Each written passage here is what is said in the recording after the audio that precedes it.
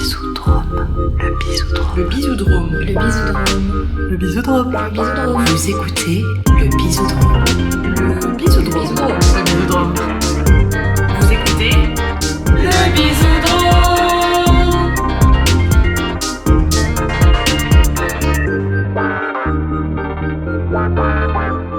Bonjour et bienvenue dans le Bisoudrome, le podcast où on réinvente notre manière de se rencontrer et de se faire des bisous. Je suis Lélina, l'animatrice de ce podcast, et avec Aurore, Lovla et Xan. Et maintenant, on a décidé, depuis le mois dernier, de passer à des questions en lien avec l'épisode pour nous présenter un peu auprès de vous, auditeurs, auditrices, qui nous connaîtraient plus ou moins. Et Lovla, tu as une question pour nous ? Oui, alors ma question, en lien avec l'épisode sur le toucher, c'est quelle est votre sensation tactile préférée ? T'as pris un peu une voix fibre pour nous dire ça. Je m'entraîne à changer de voix comme ça. Ça introduit du mystère. Ok. Alors, est-ce que vous avez des sensations tactiles préférées ? Ah ouais, moi les papouilles. Ah ça c'est fini, ça c'est mon truc, tu vois. Ok. Tu me fais genre des papouilles sur le bras ou dans les cheveux, c'est bon, je m'endors. Ok. Donc après l'épisode. Ouais. Ok. Moi j'aime bien quand on me... Enfin, des trucs dans la nuque. Ça pareil, ça me... J'ai toujours un souvenir de, je sais pas, ma tante, une fois qui avait pris sa main, qui avait enserré ma nuque et qui faisait des cercles comme ça sur le côté du cou. Et ça m'avait... j'avais la tête qui tombait. Est-ce que juste t'en rappeler, ça crée de la détente ? Un petit peu, ouais. Mais un peu de frustration, personne ne me le fait. Mais ouais, c'est ça. C'est bien noté. C'est bien noté. Alors, de mon côté, c'est beaucoup moins du pot. Enfin, j'ai l'impression d'être bizarre du coup à côté de vos réponses parce que ma sensation tactile préférée, c'est toucher des cailloux. Et notamment, j'adore toucher des cailloux. Et notamment, il y a un musée à Nantes, le musée d'histoire naturelle de Nantes, où il y a toute une salle dans laquelle on peut toucher les pierres. Et j'adore. Je veux juste des musées de cailloux, on peut toucher les pierres, c'est ma passion. Voilà. Moi, je préfère quand tu peux toucher les poissons dans les aquariums. Tu peux toucher les poissons dans les aquariums ? Dans certains, c'est bon, c'est pas... Au musée océanographique Waouh. de Monaco. Tu peux même toucher des requins, je crois. Oh là, ok. Tu peux aller aussi Des bébés moins requins. loin et aller à Nausicaa, non ? Il y a des bassins tactiles aussi, Ouais. parce que j'y Des étais bassins tactiles, ça a même un nom. Ouais, attention. Waouh. Non, Avec mais des raies, souvent c'est des Mais raies, je pense que quand même pour les animaux, enfin je sais pas, pour les animaux, je trouve c'est ça un peut-être peu pas génial. pas foufou. En général, oui, les aquariums, c'est pas... Ouf. Mais en sensation tactile, dans un monde idéal où les animaux seraient là, mais oui, touche-moi. Les animaux se jettent pour qu'on les caresse. Les dauphins aussi. Ok. Je sais pas, j'ai jamais touché de dauphin, mais il paraît que c'est fou. Voilà. Il paraît que on sait toujours. Ah, c'était pareil, qu'on sait toujours si tu dis le goût d'une table, tu sens le goût en fait. Non mais en fait, non mais c'est pareil pour le toucher, que là je m'imagine toucher un dauphin, je sais exactement qu'est-ce que ce serait comme sensation. Enfin, j'arrive à me l'imaginer. Et il y avait ça pour le goût, d'être là en mode tu peux imaginer le goût de n'importe quoi même sans l'avoir goûté. Ah ouais, t'es sûr? Parce que j'entends souvent des gens avec les serpents qui sont surpris par la... Oui, après. Non. Non, par la texture des serpents. Oui, c'est pas gluant, c'est même très lisse et froid. Ah bah, moi, je me l'imagine. Après, potentiellement, ce que tu t'imagines est faux, mais j'arrive exactement à m'imaginer comment ce serait de toucher un dauphin. Peut-être que je me trompe, mais voilà. Okay. Et toi, Lovla ? Et du coup, moi, alors, c'est une sensation tactile très spécifique, mais en fait, moi, je suis très sensible du visage. J'en parlerai un peu plus tard, et du coup, le truc que j'adore, parce que j'aime beaucoup l'eau aussi, c'est dans les spas, enfin les piscines où il y a des bulles, vraiment mettre mon visage à demi dans l'eau et du coup avoir des petites bulles qui me chatouillent autour des lèvres et du visage. Là, c'est vraiment cette sensation sur le visage, des petites bulles qui éclatent surtout. Ah, c'est incroyable. Vraiment, j'adore cette sensation. Voilà. Ok, très précis. Très précis. J'ai réfléchi à la question. C'est clair. Bon, et avant de commencer l'épisode, on tient aussi à vous rappeler que maintenant, nouveauté de la seconde saison du Bisoudrome, on a maintenant des lives. Voilà, on est passé en bimensuel, ce qui veut dire 2 fois par mois et pas tous les 2 mois, parce que tout le monde se trompe, mais j'ai vérifié sur Internet. Voilà, donc on passe en bimensuel. L'épisode classique du premier mercredi du mois, comme vous êtes habitués à l'avoir depuis maintenant 1 an. Et en milieu de mois. En milieu de mois, vous pouvez nous retrouver du coup sur Twitch, à le Bisoudrome. Donc tous les milieux de mois, on continuera un petit peu de parler de l'épisode du mois en cours, tous ensemble. Donc n'hésitez pas à nous rejoindre, nous suivre sur Instagram pour avoir les dates précises, parce que celui-là on n'a pas encore fixé la date, mais au moins vous pourrez retrouver et toujours être à l'heure au rendez-vous. Et vous pourrez aussi retrouver les rediffusions comme pour les podcasts, mais aussi sur Twitch. Eh ben super. Bon, bah du coup, on va commencer notre épisode sur le toucher. Et c'est toi qui l'introduis, Aurore. Il faut, parce que c'est le mien. Quand j'étais en train d'écrire, je pensais, est-ce que vous voyez dans Podium, quand Benoît Poelvoorde, il parle avec son banquier, et donc son banquier se fout un peu de sa gueule, et il se dit, attends, tu sais pas qui je suis, moi ? Moi, je suis Bernard Frédéric. Moi, Bernard Frédéric, c'est 10 boutons de manchette, c'est, 4 danseuses, 3 fois au jambon. Et j'avais envie un peu de faire la même chose pour vous parler de la peau. Parce que la peau... Alors, j'ai zéro cette ref, mais vous nous direz si vous l'avez. Pensez à Benoît Poelvoorde dans Podium, avec sa perruque mal mise et son costume à paillettes, qui vous dit la peau, c'est le plus lourd, le plus grand et le plus étendu de nos organes. La peau, elle peut représenter jusqu'à une superficie de 2 mètres carrés et peser jusqu'à 4 kilos. La peau, c'est le premier-né de nos organes, le premier à se développer chez l'embryon humain. La peau, c'est l'organe le plus sensible. La peau, elle a 4 fonctions. Donc, elle protège les parties qu'elle recouvre contre les agressions mécaniques, les radiations, évite l'intrusion de substances et de corps étrangers. Ensuite, la peau, c'est un régulateur thermique. En 3, la peau, c'est un organe métabolique. Donc, ça intervient dans le métabolisme des réserves de graisse, dans celui de l'eau et du sel. Et enfin, la peau est un organe sensoriel. Et on peut aussi lui attribuer des rôles symboliques et identitaires. Donc, elle va refléter nos émotions, notre état de santé, notre histoire personnelle avec les rides, les cicatrices, l'eczéma, les tatouages. Et ce que je trouve le plus fort sur la peau et ses fonctions, c'est qu'un être humain qui pourrait vivre aveugle, sourd, manquer totalement de goût et d'odorat, mais il ne pourrait pas survivre un instant sans les fonctions assurées par la peau. Et toutes ces informations et bien plus encore, vous pouvez les trouver dans le livre « La peau et le toucher, un premier langage » de Ashley Montagu, qui est un anthropologue anglais, décédé en 1999. Mais tout ça pour dire que la peau, elle a vraiment sa place dans le bisoudrome, parce que le clitoris et le gland, c'est bien mignon, mais ensemble, ça doit peser moins de 500 grammes. Donc, pour resserrer un peu le débat, je voudrais qu'on parle en particulier de la 4e fonction sensorielle de la peau. Donc, le côté tactile, sensoriel. Donc, pour vraiment ceux qui veulent tout savoir, donc cette fonction sensorielle, elle est remplie par des récepteurs qui sont disposés dans l'épiderme ou le derme. Donc il y en a 2-3 sortes. Je vais le dire vite parce que sinon vous allez me foutre des claques. Il y a les thermorécepteurs. Et encore, je vous donne pas le nom des récepteurs, hein, les corpuscules de Barr, les machins. Donc les thermorécepteurs. Donc le mot transparent. Les nocicepteurs, donc eux, ils sont sensibles aux sensations douloureuses, et les mécanorécepteurs qui sont sensibles aux stimulations mécaniques, le tact, la pression, la vibration. Donc les héros de cet épisode. Et toute la surface de la peau, donc elle n'est pas douée de la même finesse de perception. Elle est maximale au niveau, donc c'est un peu des indices sur les endroits qui sont plus sympas. À toucher, mais en fait, il faut tout explorer. Hein. Donc, maximum au niveau de la face palmaire de la main, à l'extrémité des doigts et au bord des lèvres. Elle est au minimum dans le dos et à la face postérieure des membres. Donc, tous les creux, tout ce qui est protégé, enfin, contre le corps en général, donc le creux des bras, l'intérieur des cuisses, c'est toujours plus sensible que ce qui est à l'extérieur. Voilà pour mon introduction. Très bien. Donc aujourd'hui, on va parler de toucher. Et ce que j'ai oublié de préciser, c'est que on va faire des épisodes tout au long de l'année, je pense, réguliers sur les 5 sens ou sur différents sens qui arriveront, qui ponctueront l'année. Voilà. Donc on commence par le toucher. Très bien, merci. On peut. De rien. On peut vraiment dissiper Aurore dans cet épisode. Non, parce que tu vas me freiner parce que j'ai des... Bon, allez, vas-y. On va commencer du coup par ta partie, Aurore. On continue avec toi sur cette première partie. Est-ce qu'on a inventé l'eau tiède? Est-ce qu'on invente l'eau tiède? Est-ce qu'on invente l'eau tiède? Est-ce qu'on invente l'eau tiède? Est-ce qu'on invente l'eau tiède?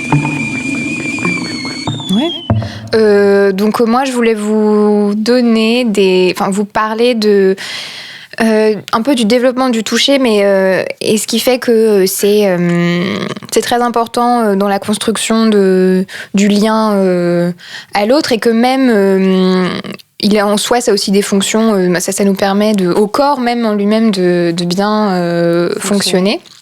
Donc peut-être que c'est pas exactement toujours en lien avec les histoires d'amour et le cul, mais bon, on est tous nés. Hein. Et donc, il y a plein de trucs autour de la naissance et de la gestation qui jouent sur le développement du toucher. Et bon, c'est surtout des expériences ou des faits qui me font beaucoup rire, ou pas beaucoup rire, mais que je trouve très amusants. Et donc, si vous voulez draguer des gens en soirée, raconter des anecdotes un peu spéciales et avoir l'air un peu différent, si vous voulez, vous pouvez parler de ce genre de Parler trucs. de la peau. Ça marcherait bien, parler de la peau. Très spécifique. Ou faites... ouais, voilà. Alors, comment on peut commencer? Oui. L'auto-léchage. Ah ouais. C'est ça, la première partie. C'est ça, on va parler de léchage d'amour. En fait, les stimulations cutanées appropriées, il y a des stimulations cutanées appropriées qui sont essentielles pour le développement harmonieux de l'organisme et du comportement. Alors le fait que les mammifères, donc la mère, elle lèche le nouveau-né pendant une période assez longue, on pense que ça correspond vraiment à une chaîne de fonctions fondamentales. Donc c'est une pratique qui est universellement répandue parmi les mammifères, à l'exception de l'homme, c'est bien dommage, et de quelques grands singes. Mes copains. Alors, il y a beaucoup de mammifères qui s'adonnent à ces pratiques d'autoléchage durant les périodes de grossesse et d'accouchement. Et on se rend compte que quand on empêche les mères, par exemple chez le rat, de pouvoir se lécher le ventre, à la naissance, elles vont être beaucoup moins proches de leur petit. Donc, léchez-vous le bide. Hein, pour ton amie, elle a accouché? Oui, elle a accouché. Elle a accouché. Ah bon, dommage. Mais cela dit, complètement parenthèse, mais je pense que maintenant il y a beaucoup ce truc de les papas toucher le ventre, machin, pour commencer à créer de l'intimité aussi avec les bébés. C'est important. Ils pourraient du coup lécher le ventre de leur femme enceinte si elles le veulent. Yes. J'ai pas du tout envie d'imaginer ça pour mes potes, mais... Mais en fait, ces pratiques de léchage, on pense qu'elles sont destinées à entretenir une stimulation adéquate des différents systèmes vitaux du corps. Donc, tous ceux qui sont relativement importants, comme le système gastro-intestinal, génito-urinaire, respiratoire, circulatoire, digestif, nerveux, endocrinien, bref, un peu tout, quoi. Et le système de reproduction et les carences de développement qui découlent de toute restriction de ces comportements sont vraiment l'illustration de l'importance de ces pratiques pour l'organisme. Par exemple, là c'est mon fun fact que j'aime beaucoup, c'est que les éleveurs de chihuahua, ils sont très embêtés parce que les mères chihuahua, elles sont pas très tactiles avec leurs petits. Elles lèchent pas leurs petits, donc généralement les éleveurs de chihuahua lèchent eux-mêmes les enfants. Ils sont obligés de prendre des cotons imbibés d'eau et d'eux-mêmes aller les appliquer sur les corps des chiots, sinon ils meurent parce que les systèmes urinaires se mettent pas en place. Et donc, fun fact, si vous rencontrez une fille qui a un chihuahua ou un homme qui a un chihuahua, vous pourrez lui parler de ses jeunes débuts. Et donc les primates, eux, ils pratiquent un large éventail d'autres comportements de contact. Par exemple, ils vont se palper, se renifler, surtout lorsqu'ils se congratulent. Le toilettage, ça se pratique couramment avec les mains chez tous les singes, avec les dents aussi. Et donc c'est un peu s'ils se lèchent pas, ils vont se gratter avec les dents. Voilà. Et aussi, il y a l'épouillage à la main, et on pense que chez l'humain, ça s'est un peu transformé en caresse. Donc il y aurait vraiment une évolution progressive du léchage. Ok, parce que j'allais dire que font les humains, parce que j'imagine qu'ils sont bien mis à faire quelque chose parce que nos appareils, vitaux grandissent. J'ai aucun vocabulaire. En fait, un intestin. L'humain, on pense que ce qui remplace un peu les stimulations faites par le léchage, c'est plutôt les contractions utérines. Parce qu'en fait, la gestation humaine, elle est beaucoup plus longue et généralement, le bébé va se retrouver très à l'étroit dans le ventre, et donc c'est toutes les contractions de l'utérus qui vont permettre aux organes de commencer à se développer. Donc c'est pour ça que parfois, quand tu as un bébé qui ne respire pas à la naissance, des fois on leur tape sur les fesses. Parce que ça permet de déclencher le début de la respiration. Souvent, ça fait crier le bébé, c'est bon, il a ouvert ses poumons et il commence à respirer. Donc c'est pour ça que parfois les naissances par césarienne, ça peut avoir certains inconvénients. Après, bon, là, il parle de certains problèmes, mais bon, le livre, il est des années 90, donc il y a des trucs qui ont un peu évolué, mais il parle beaucoup de l'importance, oui, de tout ce qui se passe durant la gestation, des contractions utérines, et de l'importance qu'elles ont sur le corps du fœtus. Voilà. Et ensuite, j'ai fait court, hein, mais sinon on pouvait parler de tout, de tout ce qui suit la naissance. Donc lui, il rappelle que chez l'humain, la gestation, en fait, elle se fait en deux parties. T'as la partie où le bébé est dans le ventre de sa maman, mais en fait, même après la naissance, c'est encore une période de gestation parce qu'il est tellement peu indépendant, ce bébé. Et donc, t'as tout... tous les trucs de donner le sein, le pot à pot... tout ça, ça va créer des reflux, des trucs hormonaux dans le corps de la mère et du bébé, et qui permettent de créer des liens d'attachement et un peu de créer de l'amour, quoi. Et pour montrer à quel point c'est important finalement le toucher et que c'est pas un besoin si secondaire que ça, on peut parler des expériences de Harlow. Qu'il a fait sur des singes rhésus, donc ce sont des petits singes. En fait, ils ont fait un peu cruel cette histoire, mais c'était une expérience assez importante parce que Freud, pour lui, le toucher, c'était vraiment un des besoins pas si essentiel que ça. Et pour lui, son postulat, c'était que choisir entre manger et le contact tactile, les gens auraient tendance à choisir la nourriture. Et donc là, avec cette expérience de ces singes, c'est des petits qui n'ont pas été présentés à une mère. On les a mis dans une cage où il y avait une mère en tissu qui était chaleureuse, sur laquelle on pouvait avoir envie de se blottir, et une mère en métal, froide, un grillage, mais qui avait quand même il y a un petit biberon sur cette mère de métal. Donc ils pouvaient se nourrir sur laquelle ils pouvaient aller se nourrir. Et ils ont fait en fait des expériences où il y avait un bruit qui surgissait assez effrayant devant le petit, et ils se sont rendus compte que les petits allaient toujours se réfugier sur la mère de tissu. Donc que les petits allaient se réfugier sur la mère qui était la mère de fourrure, la mère en tissu. Donc ce qui allait complètement... c'était une grande surprise pour l'époque. Ça a permis de voir que, et puis qu'en plus après aussi quand sans même qu'il y ait de bruit effrayant, avant d'explorer son environnement, le singe il allait commencer par se blottir sur la mère de tissu, et une fois qu'il était rassuré et apaisé, il pouvait commencer à explorer. Alors que quand il avait juste dans sa cage cette mère de métal mais qui donnait de la nourriture, les singes n'avaient pas tendance à explorer leur environnement et à rester très prostrés. Mais pour finir sur un truc un peu plus qui remonte un peu, c'est que dans la traite du lait, il s'est bien connu, les vaches traitées à la main donnent finalement un lait plus abondant et plus riche que les vaches traitées à la machine. Voilà. Pareil pour cette histoire de toucher, que les vaches traitent à la main, c'est plus, ça leur convient mieux, quoi. Oui, gros. Voilà. Ok. Donc le toucher, quelque chose d'important, et même choisi au-dessus de la nourriture dans une expérience qui compare les deux, quoi. Ok. Mais c'est fou que Freud, je savais pas que, enfin, cette histoire de Freud qui était là, le toucher, c'est pas important, enfin, que du coup, il y a eu des moments où on s'est dit, non, mais le toucher, c'est pas quelque chose de très important. Ça paraît vraiment absurde de penser ça, en effet. Ouais.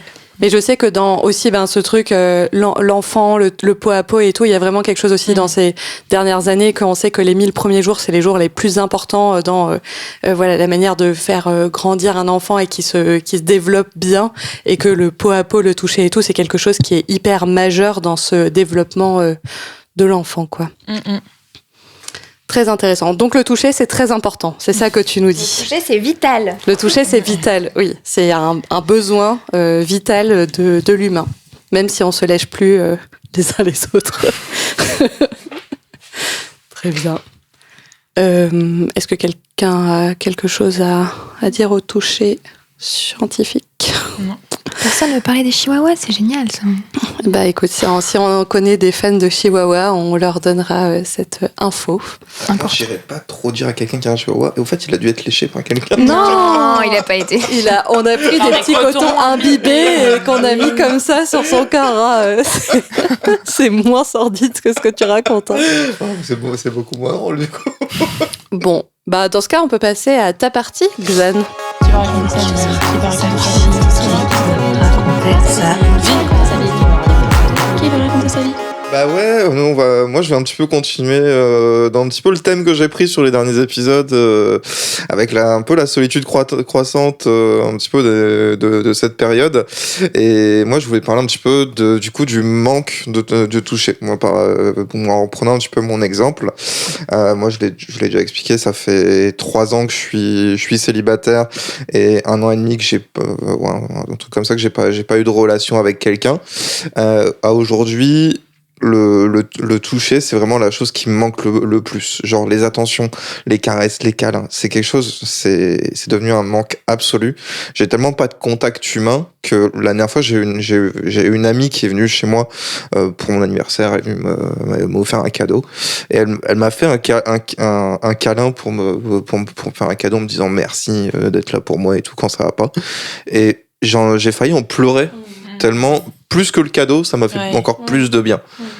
Pour montrer vraiment à quel point genre ce sens du toucher et de l'attention, c'est quelque chose vraiment, comme on disait tout à l'heure, c'est quelque chose de vital, parce que en manquer, ça peut être un impact mental énorme. Oui, en fait, Ouais, ça me touche. Ouais, moi aussi ça me touche. C'est vrai que du coup je voulais le dire, mais c'est vrai que on fait pas forcément, c'est pas forcément une pratique qu'on a avec nos potes de se faire des câlins ou quoi. Alors qu'en vrai, un câlin, ça peut être tout à fait non sexuel. C'est juste un truc plaisant, d'intimité, d'affection qu'on peut faire à plein de gens, et notamment dans notre famille, en fait, aussi à nos parents, nos frères et sœurs, etc. Et j'ai vu une étude qui disait que une étreinte de 10 à 20 secondes, en fait, il y a différentes études qui disent 10 secondes, 20 secondes, voilà. Ça suffit à libérer beaucoup d'ocytocine, donc ça c'est l'hormone de l'attachement, de dopamine qui est l'hormone du plaisir et d'endorphine qui est l'hormone du bien-être. Et en vrai, c'est assez... je veux dire, même si on n'a pas de relation amoureuse ou de relation sexuelle, demander un câlin ou l'offrir, c'est quelque chose qui peut juste faire énormément de bien à une personne. Et moi, je pense qu'on peut tous militer pour se faire plus de câlins. Très bien, ce sera l'objet de ma partie. Mais oui, il y a ce truc, on l'a déjà dit, en fait... c'est cool d'avoir une sexualité si on a envie d'en avoir, mais avoir une sexualité ou pas, c'est pas complètement, pas indispensable à la vie, mais du coup, le toucher, comme on l'a dit, il y a quelque chose où c'est un besoin vital que de toucher, d'être touché, et que du coup, parfois, en plus, et je l'ai vu pour moi ou pour d'autres, on peut avoir une envie de sexualité qui est en fait une envie de toucher, mais qu'on n'a pas autrement, ce qui veut pas dire que c'est pas cool d'avoir une envie de sexualité, mais qu'il y a ce truc des fois, on a vraiment envie de répondre à ce besoin de toucher, d'intimité physique, et du coup, la sexualité et les relations amoureuses, par ailleurs, c'est un moyen de l'avoir, mais c'est pas le seul. Et c'est triste que ça soit peut-être parfois ou souvent le seul dans la vie des gens, quoi. Parce que ça rend aussi très dépendant de sans ça, il y a du coup l'impact, c'est pas de toucher, et l'impact de pas de toucher, tu l'as dit, et on l'a vu, et il est grand sur la santé mentale et même physique, des gens, quoi. Moi, aujourd'hui, par exemple, on me propose un câlin et des papouilles ou du sexe, je vais pas choisir le sexe. Ouais. C'est quelque chose que je choisirais pas aujourd'hui. Ouais. Mais après, parce que c'est c'est dissocier les deux, parce que je me dis, dans la sexualité tu peux avoir tout ce côté oui. Mais oui. Et en fait pardon, j'avais un truc dans la gorge. Il y a aussi toute une pratique qui se développe qui s'appelle c'est comme le cododo, mais le cododo, je crois que c'est avec les bébés, mais je crois qu'il y a aussi d'autres pratiques de plan dodo, c'est ça que je voulais dire. plan dodo. Plan dodo. Et en fait, c'est vraiment un truc qui apparemment se démocratise. C'est en fait juste le fait de dormir avec quelqu'un. Mais en fait, je pense que t'as pas besoin forcément d'être attiré par la personne. C'est vraiment juste une forme d'affection mutuelle et d'attention et de se dire, bah voilà, en fait, je partage un moment où on dort ensemble. Et peut-être qu'il y a d'autres choses. Peut-être qu'il y a du Netflix and chill, mais sans sexualité. Peut-être qu'il y a, enfin, c'est juste un ami avec qui t'as envie de dormir et tout. Et moi, je comprends trop ce truc de, c'est chouette, en fait, de pouvoir se réveiller avec quelqu'un, même sans dormir et peut-être juste se faire des petites caresses. Moi, je me rappelle quand j'étais enfant, ma sœur, elle avait de l'eczéma sur les bras et elle me demandait toujours pour l'aider à s'endormir de lui effleurer le bras avec mes doigts ou mes ongles et en fait ça l'aidait à s'endormir et en vrai c'est un geste d'affection que j'étais heureuse de lui donner parce que ça l'aidait à s'endormir et je pense qu'on peut faire ça aussi avec des amis ou avec avec une relation aussi qui n'a pas besoin d'être définie comme une relation sexuelle, amoureuse ou quoi. Et Camille Laurent en parlait dans un épisode de 4 quarts d'heure qu'on vous mettra en lien, du fait qu'elle avait un plan dodo et qu'en ce moment, la sexualité, c'était pas ce qu'elle recherchait, mais que par contre, elle avait envie d'intimité physique et qu'il y avait un garçon comme ça avec qui régulièrement, ils se voyaient pour dormir ensemble et avoir ces contacts-là. Et que ça pouvait être chouette dans des moments de la vie où, mais après, il faut trouver les personnes. Est-ce que... Oui, d'ailleurs, il y avait un autre exemple de ce genre de relation. On en a parlé dans l'épisode précédent. Judith Duportail, elle a fait un podcast, je me rappelle plus le nom, mais où elle disait en fait sa recherche. Ah oui, c'est les ex de François. Dans ce podcast, les ex de François, où en gros, c'est tout un récit. Judith Duportail, elle aime bien en gros parler de quelque chose pour. T'as l'impression que tu vas écouter un podcast sur tel sujet et en fait, elle t'amène ailleurs. Ce que moi je trouve assez plaisant, mais ça peut aussi, plaire ou non. Et en fait, dans ce podcast, à la fin, elle explique qu'elle était sur une application de rencontre en disant en fait, j'aimerais juste avoir une relation bienveillante et de juste faire des câlins. Genre, je pense que ce dont j'ai besoin le plus, c'est quelqu'un à qui faire des câlins et m'endormir et juste parler et pas avoir de sexualité. Et elle a eu beaucoup de réponses d'hommes qui disaient mais moi aussi, en fait, c'est tout ce dont je rêve. J'ai pas envie d'autre chose. Et ça m'a beaucoup touchée, ton témoignage et tout ça. Et je pense qu'il y a quand même beaucoup de gens qui sont dans cette recherche-là. Et je pense qu'on a tous à gagner à juste peut-être plus le dire et plus l'assumer parce que c'est vrai que, en fait, la sexualité, ça peut laisser aussi un vide, en fait, quand ce qu'on a besoin, c'est juste d'affection et d'intimité. Ouais. Faire de la sexualité, c'est pas forcément remplir le besoin au fond de câlins et de. C'est juste comprendre. Oui, c'est ça, c'est comprendre son besoin. C'est qu'en fait, on peut avoir vraiment envie de sexualité et on peut avoir envie de toucher et du coup croire, se dire l'activité qui va me donner du toucher, c'est la sexualité et c'est pas la même chose. C'est quelque chose de connaître son envie, quoi. Oui, clairement, c'est après la sexualité, entre la sexualité et par exemple du câlin, c'est que t'auras moins ce côté affectueux en fait dans le côté sexuel que dans le côté à juste être posé, à faire des câlins, des papouilles. T'as moins ce côté tendresse. Après, on peut avoir une sexualité très tendre. Bon, mais ça dépend de nos envies à chacun en termes de sexualité, quoi. Mais c'est vrai. Tu voulais dire quelque chose, Aurore ? Non, c'est plutôt ce côté où tu as vraiment l'impression qu'il y a une opposition entre la tendresse et la sexualité que je trouve dommage parce que t'as plein de manières de faire de la sexualité même au sein même d'une seule relation. Oui, mais je pense que l'un n'empêche pas l'autre. On dit dans le sens en mode, on peut enlever le toucher ou l'intimité ou quoi, la dissocier de la sexualité et que je sais pour l'avoir vécu ou pour le voir chez des gens que des fois les gens recherchent de la sexualité alors qu'en fait, ce qu'ils veulent au fond, c'est juste de la tendresse physique mais pas forcément de la sexualité et que du coup ils vont vers la sexualité pour avoir ça. Ça veut pas dire qu'à l'inverse, c'est pas un argument à l'inverse que la sexualité ne peut pas être plein de tendresse, de toucher, de sensualité.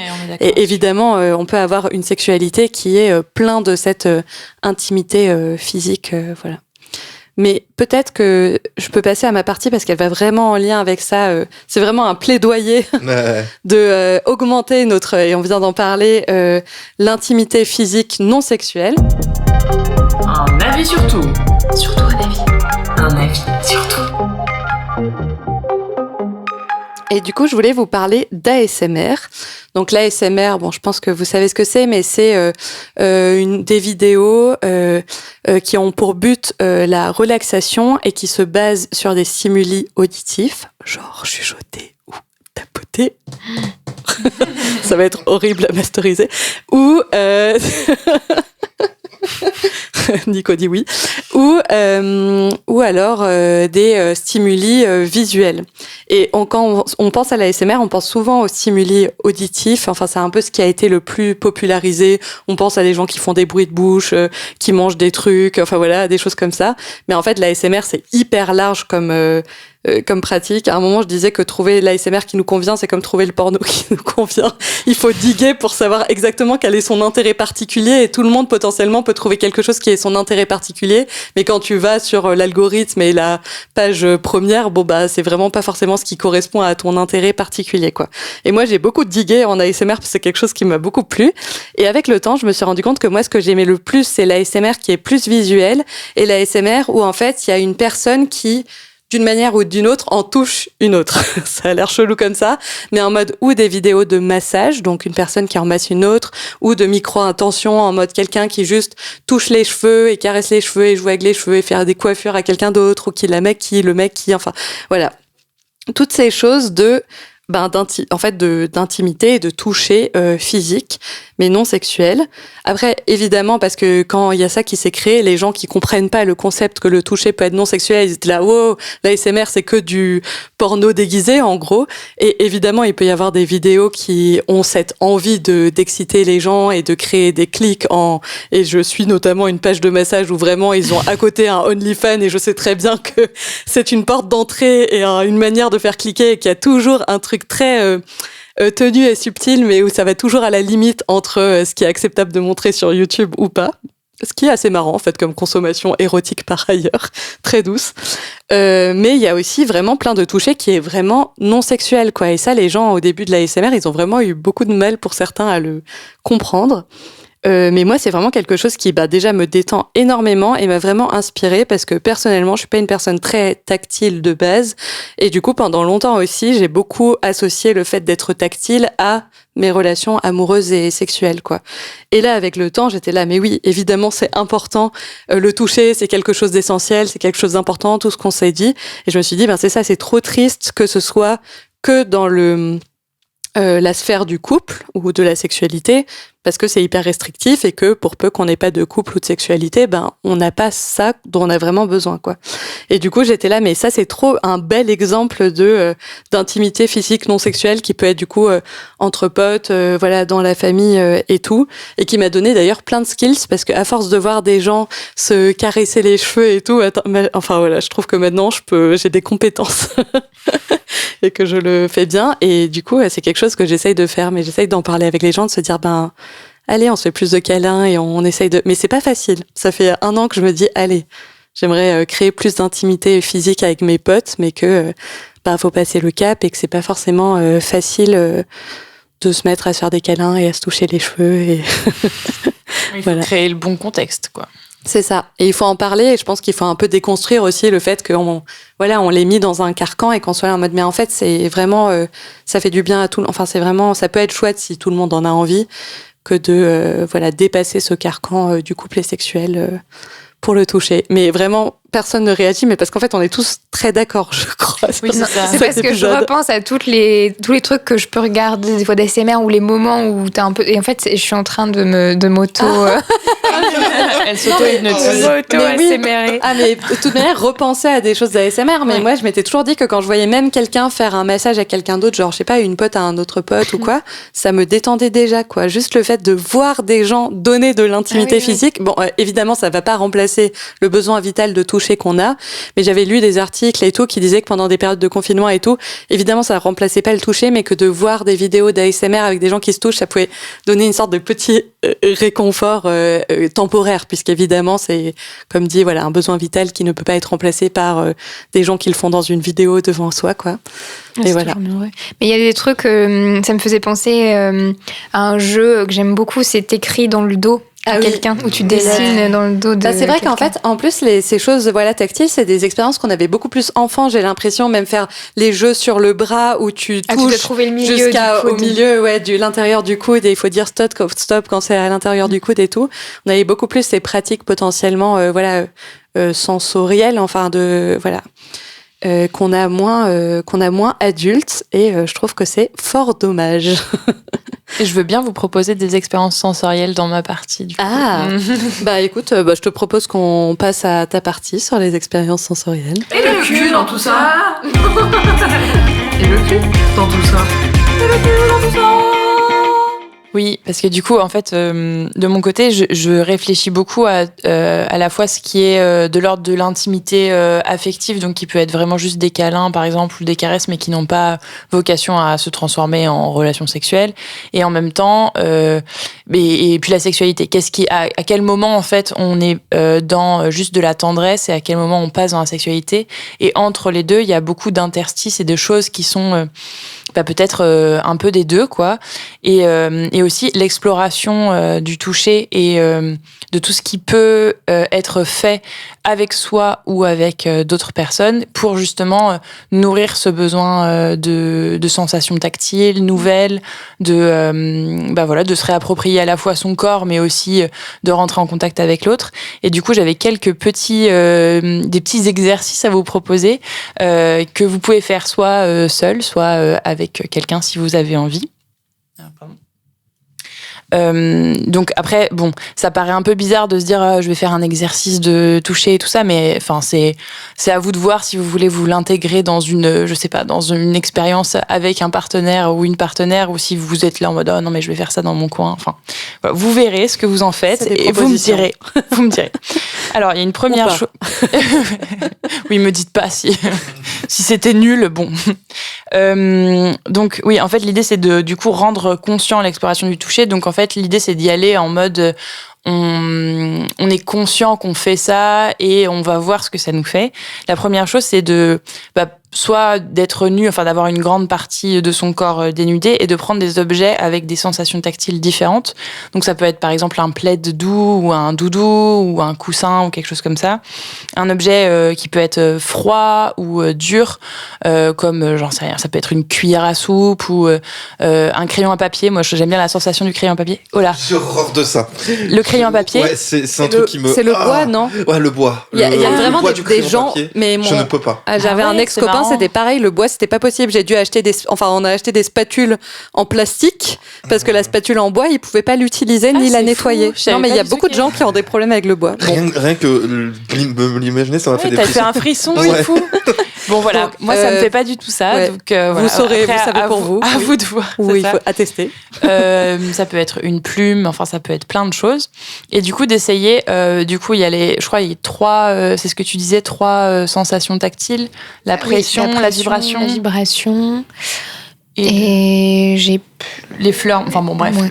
Et du coup d'essayer avec les différents objets, vous pouvez le faire pour vous-même. Alors souvent quand on le fait pour soi, on ressent moins que quand c'est quelqu'un d'autre qui le fait. Mais moi je trouve que c'est une expérience intéressante de voir comment ça fait quand on effleure avec quelque chose de froid et dur ou quelque chose de léger. Et puis les pressions aussi, qu'est-ce que ça peut créer. Et du coup ça peut être aussi un chemin vers le BDSM par exemple si on aime très fort la pression par exemple. Donc ça peut être une première chose. La deuxième chose, c'est avec de l'eau. Alors parce que moi j'adore l'eau comme je vous l'ai dit, mais moi j'adore prendre ma douche avec mon copain, mais j'aime bien aussi juste avoir des douches conscientes avec moi-même où je me regarde et où je me touche et vraiment la sensation du savon. En fait, c'est pas pareil quand tu utilises du savon liquide ou par exemple un gant ou un savon dur et que du coup tu le frottes sur toi et ce que tu ressens à différentes parties du corps et avoir ce moment de douche consciente ou même avec le pommeau par exemple, tu peux faire des tas de choses. Je pense on sait ce qu'on peut faire avec des pommeaux, oui. Mais je veux dire même sur tu veux une explication Zen. Non mais même je veux dire les différents jets par exemple que tu le mets sur peux l'éloigner de ton corps ou le rapprocher, et les sensations tactiles que ça fait, en vrai, c'est assez agréable d'avoir ce moment conscient d'être là, ah, mais en fait, cette douche que je prends avec moi-même et ces sensations que je me procure à moi-même, ça peut être vraiment chouette. Et aussi, trouver l'endroit où les stimuli pour toi sont les plus intéressants. Du coup, moi, je l'ai dit, c'est vraiment le crâne, enfin la tête. Et du coup, alors c'est trop spécifique, mais mon copain, quand j'ai du mal à m'endormir, il me tapote le visage. En fait, il fait cette histoire de quand t'es dans ce bain Oui, des c'est bulles, ça. il fait les bulles avec C'est ses ça, doigts. et donc Ok. il appelle ça les tapotis. Ok. Et donc il me fait des petits tapotis sur le visage, mais en vrai, je peux me les faire à moi-même aussi, même Ouais. si c'est pas aussi agréable, mais voilà. Et Et des fois. Avec la main sur le visage. Mais aussi, je sais pas, quand si vous allez chez le coiffeur, des fois. J'adorais ça quand j'étais petite, j'avais les cheveux très courts. Et quand le ciseau passait derrière la nuque, Ah bah, t'as dit, c'est la une nuque, sensation incroyable, ça. c'était fou. Mais maintenant, j'ai les cheveux beaucoup trop longs, c'est plus possible. Ah, moi, c'est Bah- le barbier que là, je fais Barbier, c'est met, visage aussi. Ouais, mais il met des serviettes chaudes après Ah t'avoir ouais. rasé. Ah putain. C'est trop agréable, ça. Ah, j'ai été hier, j'ai Alors- failli m'endormir. Je connais quelqu'un qui va chez le coiffeur juste parce qu'il adore les massages. Enfin, en fait, qu'on Oui. lui touche la tête. C'est ça. Et j'étais là, mais en fait, il y a même des massages de crâne, genre en Mais mode aller oui. chez le coiffeur, quasi, c'est une excuse pour du coup Bien se faire sûr. toucher à un endroit qu'il aime. Et je suis là, mais en fait, il y a des massages. Enfin, Mais il y a d'autres mais- possibilités. Mais moi, tu encore. vois, c'est ça, c'est que quand on me dit, est-ce que vous voulez un soin, je pense pas à, est-ce que je veux un soin pour mes cheveux, je m'en bats les steaks, c'est juste le massage qui va avec le soin que j'aime bien. Et du coup, je me dis, mais je peux me faire un auto-massage Ouais. du crâne. Donc maintenant, des fois, quand je suis sous la douche ou même en dehors de la douche, je me fais mes petits massages du crâne et genre, tu sais, juste tu touches et tu te tires un tout petit peu les cheveux et du coup, ça détend tellement, genre ça te... Enfin, je sais pas, moi, je trouve ça trop agréable comme sensation, C'est mais... un vrai truc là dans la SMR, je regarde du micro-pooling de cheveux, c'est genre tirer un tout petit peu sur les cheveux, ça fait hyper du bien. Ouais. Et avec ce truc de, c'est pas exactement pareil pour soi-même que pour les autres, parce qu'il y a le truc de l'inattendu qui fait que quand, et d'ailleurs c'est ce qui marche bien, vous le saurez si vous faites des massages ou vous touchez les cheveux à quelqu'un et tout, ce qui marche c'est que la personne sache pas ce qui est la prochaine chose qui arrive, quoi. Si on fait toujours la même chose, bah, en fait ça devient plus assez inattendu et ça fait plus même, voilà, c'est plus aussi intéressant. Mais Si ça l'est. Mais ça peut, du coup, quand tu trouves ton endroit, il y a Oui. aussi des gens qui sont hyper sensibles, par exemple, des pieds. Ouais. Et du coup, tu peux masser les pieds à quelqu'un que tu aimes ou que, Donc tu tolères les pieds. non, tu tolères les pieds, c'est sûr. C'est une première Moi, je étape. tolère les pieds de personne, ni les miens, ni ceux des autres. Donc, je ferai pas ça pour vous. Je peux vous micro-tirer les cheveux si vous voulez et vous faire des câlins. Mais après, ça peut devenir, enfin, je veux dire, par exemple, le micro-tirage de cheveux, ça peut aussi se transformer en sexualité d'une certaine manière. Juste après que je vous l'ai proposé. C'était pas ça, hein, l'objet de la proposition. Mais oui, dans ces Non, mais ce que je- interstices ce que je veux dire, c'est que avec c'est un des- partenaire. Voilà, c'est des interstices, c'est-à-dire que la douche, tu l'as fait avec toi-même, et après, tu t'en fais ce que tu veux. Après, tu peux avoir une sexualité avec toi-même ou pas. Avec quelqu'un, c'est la même chose. Tu peux juste que ce soit ça, le moment d'intimité que vous partagez. Et moi, j'aime bien ça, justement, le côté, on sait pas ce que c'est, et aussi le nourrir pour moi-même, j'aime bien ça. Enfin, Ouais, bah cet espace de liberté, il y a cette histoire, mais dont tu as déjà beaucoup parlé aussi avec la pression, de la pénétration, en sortir et tout. C'est chouette de réinventer des sexualités et des interstices comme ça, de choses qui sont pas sexuelles et tout. On est là, tout est possible. Ça peut être la sexualité, ça peut pas en être, ça peut aller quelque part au quoi, toute cette exploration sensuelle qui peut ou pas C'est être ça. sexuelle. et aussi, du coup, pour le coup, je trouve que ce qui est bien avec cette exploration sensuelle, c'est qu'elle peut aussi se nourrir dans sa relation à soi. Et que c'est pas, même si évidemment il y a des choses qui sont plus difficiles à faire. Bah voilà, le micro-tirage de cheveux, par exemple, ça a pas du tout le On même. en a vraiment fait un concept. Je sais pas si ça existe en français. Le micro-tirage de cheveux, vous voyez. Enfin, vous voyez, bien sûr. Oui, mais en vrai, le massage de crâne, je peux très bien me le faire à moi-même, Oui. et c'est cool C'est aussi. jamais pareil quand c'est. Mais ça, pour le coup, c'est aussi vraiment un truc qu'on C'est peut comme se les faire chatouilles. en ami. Bah, d'ailleurs, je vous l'ai fait à l'une et l'autre, je pense, de vous toucher les cheveux. Oui. Oui, donc s'encourager à se toucher en dehors. Voilà, bon, vous m'avez compris. Mais d'ailleurs, en parlant d'interstice entre sensualité et sexualité, il y a quelque chose que j'ai envie de faire depuis le début de ce podcast que j'ai pas encore fait, c'est d'introduire le monde sexpo. Et on vous remettra les vidéos. Vous avez parlé de ces vidéos d'Esther qui parlaient du monde sexpositif, qui est un monde un peu en marge. On a déjà parlé dans d'autres épisodes du Bisoudrome, du libertinage, où il y a des explorations sensuelles, sexuelles, potentiellement en groupe, avec d'autres personnes et tout. Mais dans vraiment une réflexion de réinventer nos manières de faire de la sensualité et de la sexualité. Et du coup, par exemple, quelque chose qui est assez connu, je pense qu'il y a à Paris, mais pas à Lille, c'est, et peut-être je pourrais tester, c'est le liquid love, c'est être sur une grande bâche huilée et il y a juste des corps et tu te fais des câlins et tu te caresses mais sans pénétration, c'est ça le truc. Et évidemment tu peux toujours dire non en fait voilà toi mais voilà des expériences, c'est complètement perché hein. Xan me regarde en mode c'est perché tes histoires, c'est vraiment c'est vraiment des choses alternatives. C'est pour ça que c'est difficile aussi un peu de rentrer dans ces milieux parce que c'est des milieux très alternatifs, un peu discrets, enfin voilà encore et assez avec une réflexion un peu politique sur la manière de vivre sa sexualité. Mais je trouve ça trop chouette et j'aimerais trop être dans des ateliers qui réfléchissent à ces frontières entre sensualité, sexualité et comment on est les uns avec les autres. Et potentiellement, il pourrait y avoir un atelier ASMR où tout ce que les gens font, la règle du jeu, c'est se faire du micro-tirage de cheveux, quoi. Et c'est juste ça l'atelier. Et je trouve ça trop stylé, en fait, ce truc, ce jeu. On va faire un atelier Bisoudrome où ça va être vraiment venez vous faire micro-tirer les cheveux par Lélina.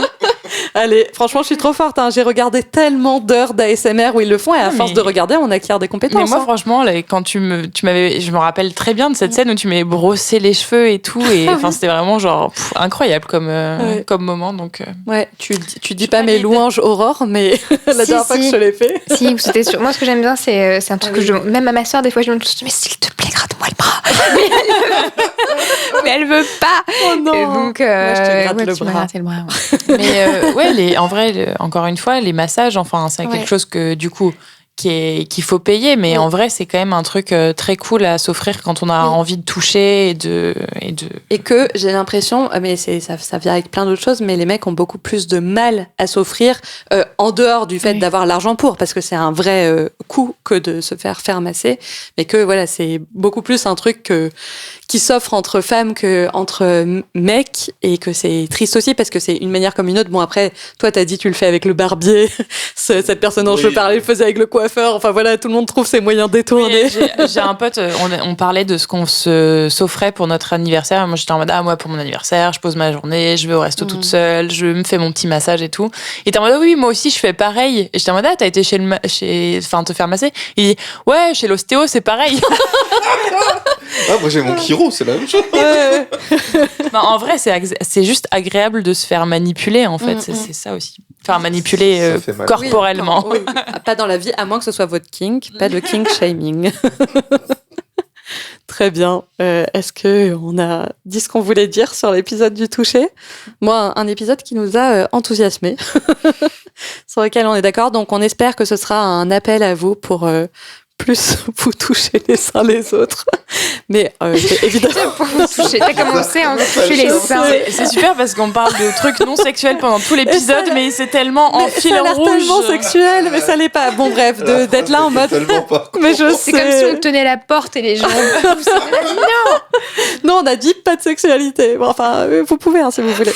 Mais voilà, si ça peut être un appel pour dire vos potes et tout, vous avez sûrement, vous et les autres, besoin de plus de toucher. Et peut-être que c'est quelque chose qu'on peut se donner les uns aux autres. C'est devenu chrétien. Bon. Petit à petit, l'oiseau... On va s'en tenir là. Donc voilà, c'est la fin de cet épisode. Merci de nous avoir écoutés jusqu'à là. N'hésitez pas à nous envoyer des messages, nous faire des commentaires, mettre des étoiles sur Spotify, toutes les plateformes de podcast. On est sur Instagram @lebisoudrome. On a aussi des Instagram privés pour Lovela et pour moi Lélina, tout est en barre d'infos. On vous rappelle le live qui sera du coup mi-mars, mais vous aurez la date par Instagram, donc raison de plus de venir sur notre Insta pour savoir exactement quand c'est, mais c'est toujours du coup la semaine après la sortie de l'épisode, quoi. Donc voilà. Pendant, c'est le lundi, au moins dites-vous c'est cette semaine-là, on est au milieu du mois. Et voilà, vous pourrez retrouver ça sur Insta. On le mettra aussi en barre d'infos. C'est une bonne idée de cet épisode, puisque quand il sortira, on saura la date. Donc en fait, vous l'avez en barre d'infos. Ça réfléchit en même temps que ça part. Oui, on brainstorm en même temps. Et c'est nouveau, hein, c'est une nouvelle saison. Voilà, donc voilà, je l'ai trouvé. Et voilà. Et d'ici le mois prochain, et dans 2 semaines pour le live. Des bisous.